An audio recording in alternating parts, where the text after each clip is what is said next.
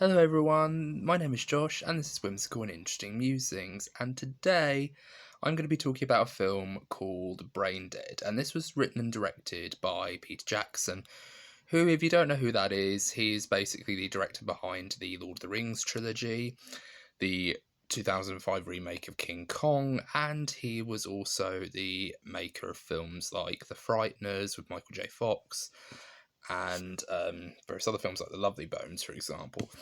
And he's a fantastic director, and he pretty much has gone from being kind of like a very mostly unknown director from New Zealand to being a superstar thanks to the Lord of the Rings films. And they've won Academy Awards across the board. So they're very, critically acclaimed and very well admired and much loved films. But Peter Jackson had a bit of an early career. When he was first starting out as a director, he mostly made low budget horror films. And this wasn't his first one. This was actually this was his third one, actually. He'd done two more before this.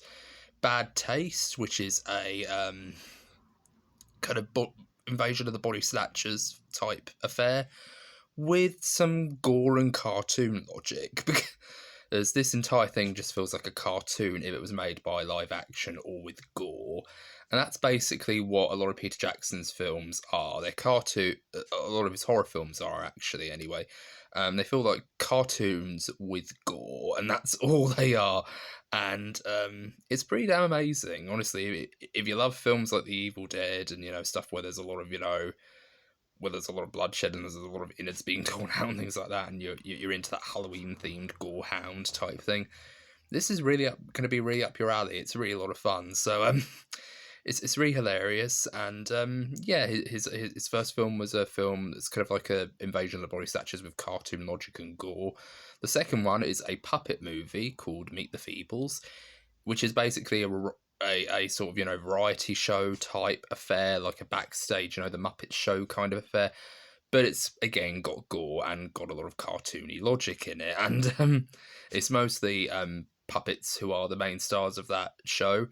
And I think it's way better than the film with Melissa McCarthy, the Happy Time Murders. I think I think Meet the Feebles is a way better version of this idea, because for one thing, they have the entire cast to be puppets, and they don't just say, "Oh, isn't it weird that puppets are having sex? Isn't it weird that these characters, doing these things?"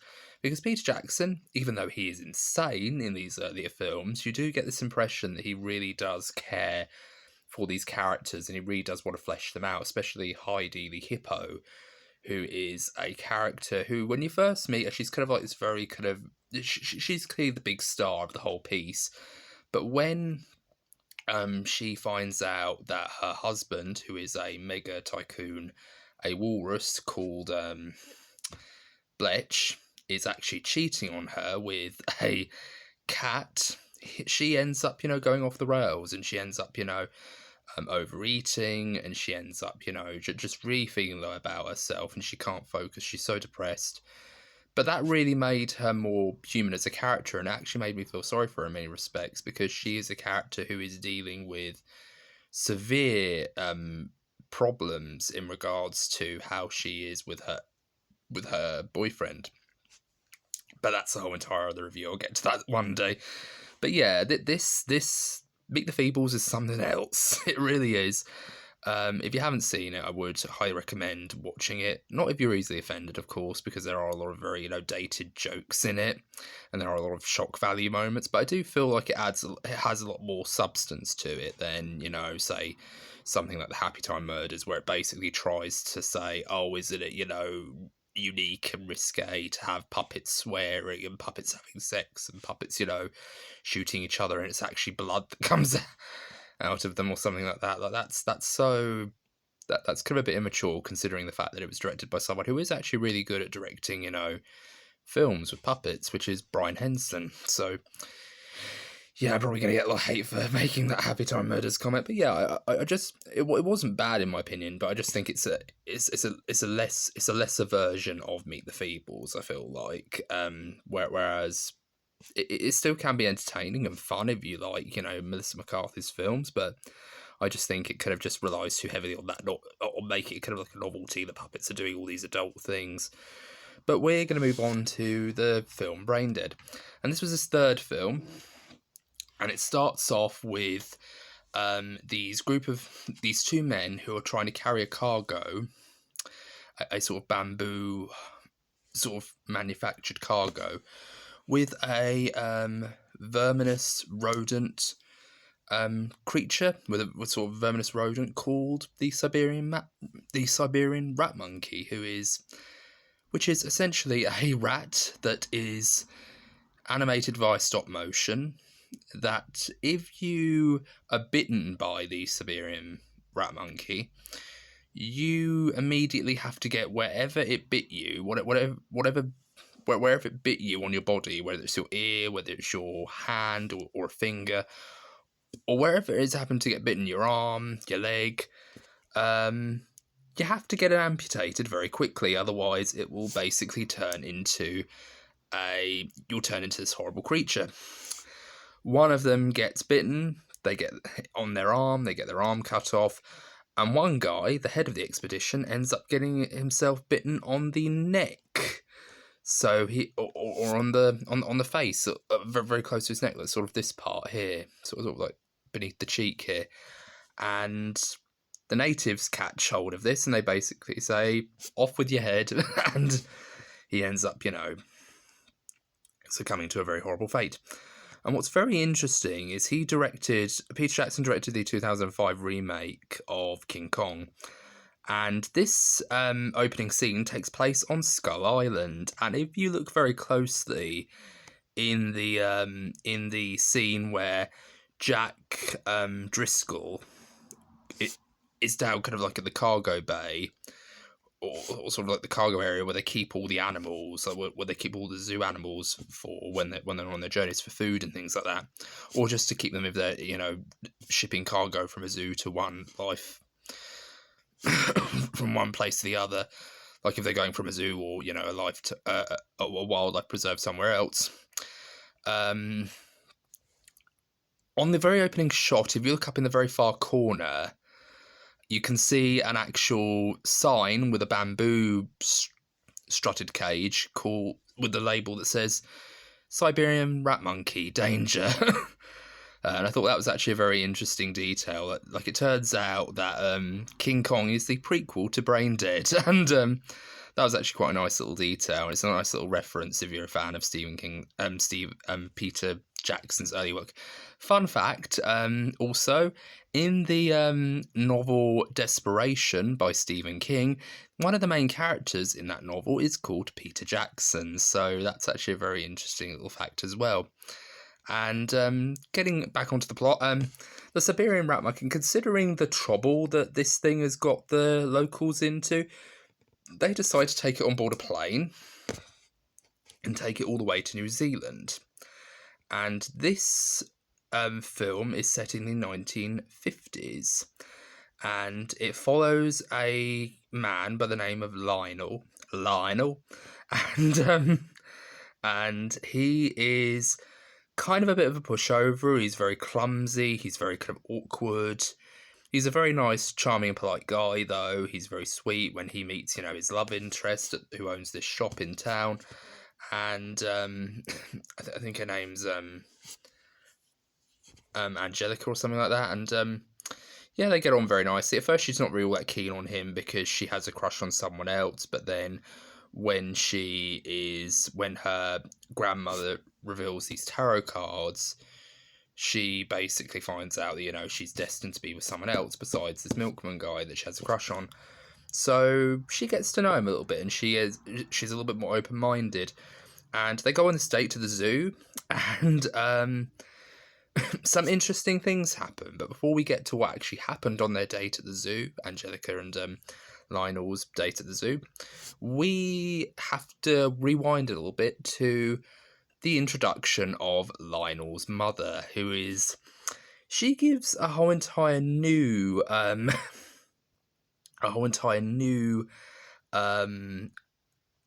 phrasing or definition to the controlling mother. Like, she literally is so controlling, you think, oh my god, it's any wonder that, Lionel grew up to be the man that he was, because she literally is so controlling. Literally a single speck of dust and she will literally say, oh, this place is filthy. It doesn't matter how sparkling clean the rest of her house is. She will literally go crazy if she sees one single speck of dirt or one little speck of dust. And it's not even OCD. It's very, again, it feels like a cartoon but with gore, and that's what it kind of feels like. And she's not a very nice person. She's very cruel. She doesn't say thank you to her son, or doesn't make it feel like, oh, what would I do without you, Lionel? Like, she really kind of just goes to show, like, she kind of turns on the dime, like, whenever he feels like he needs to stand up for himself, she'll turn on a dime and say, remember who raised you, boy, and things like that. And I just thought, that's the kind of person she is. She's not very nice. So during a date that he has, his mother decides to go and spy on him. And when she trips on something, she ends up falling back against a cage, which happens to have the Siberian rat monkey in it.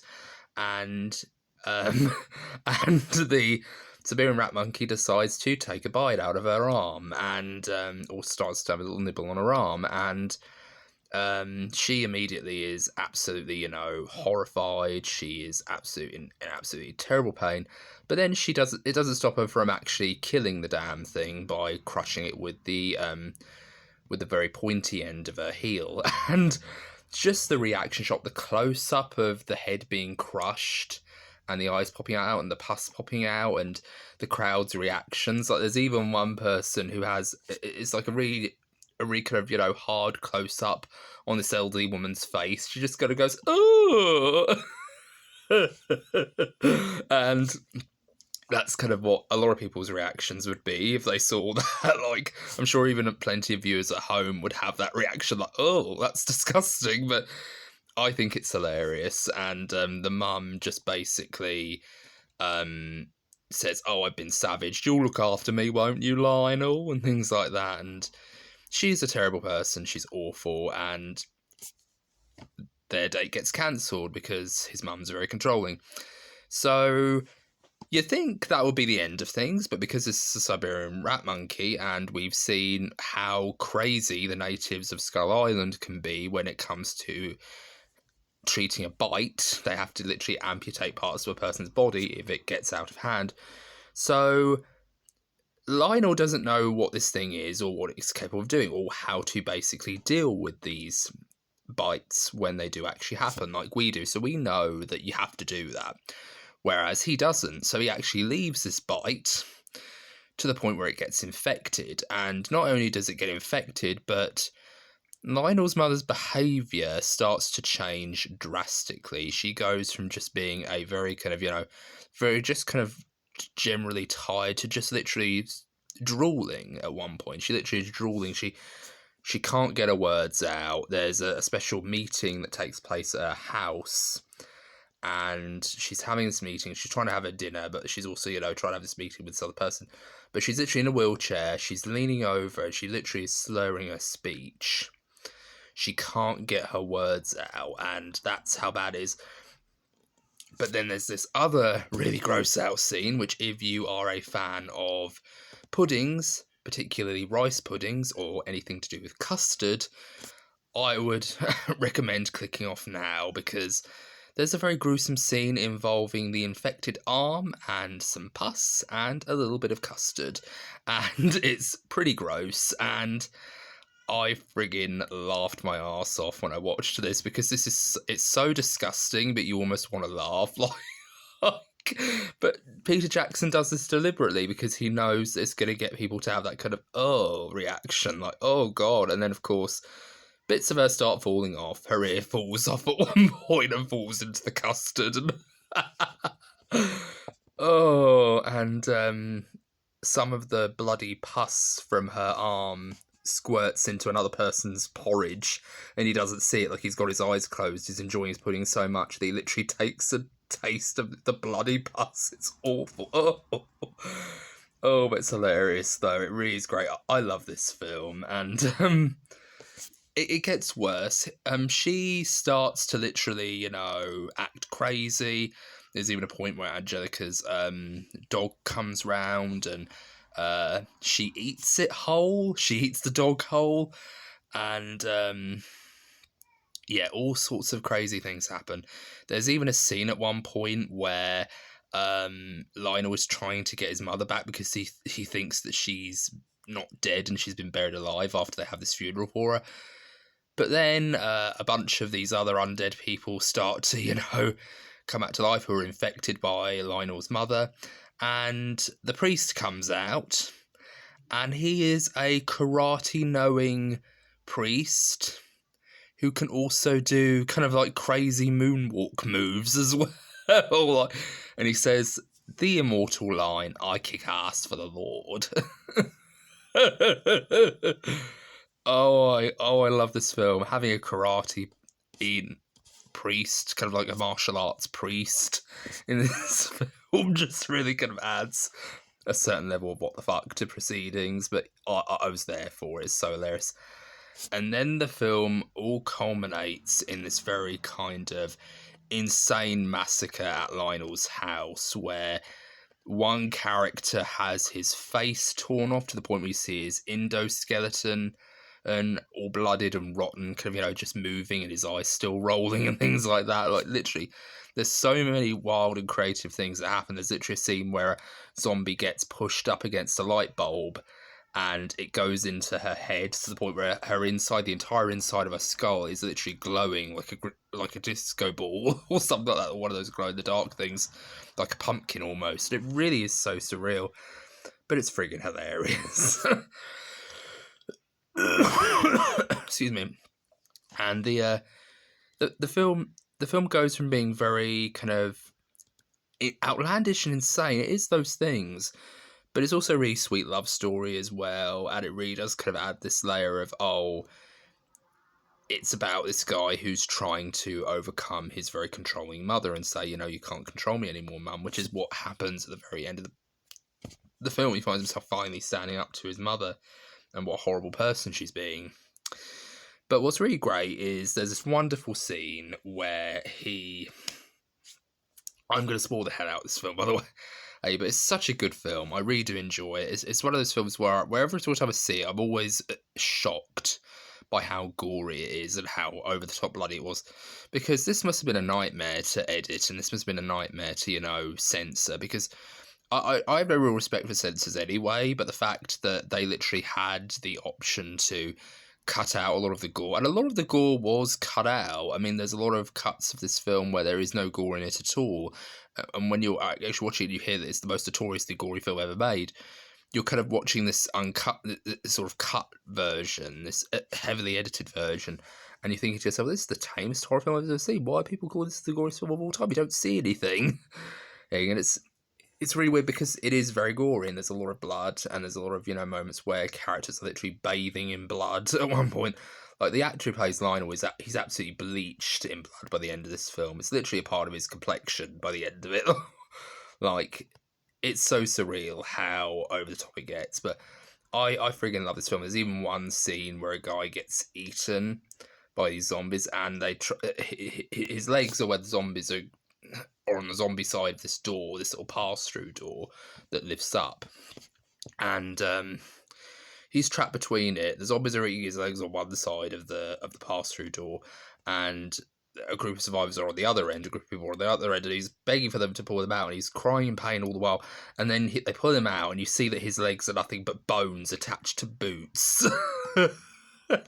There's like bones, like bits of bony leg attached to boots and things like that. Like, I love little details like that. Like that level of cartoonishness really, makes this film worthwhile and a lot of fun to watch on Halloween. So I'd highly recommend watching this film if it's not for a good laugh.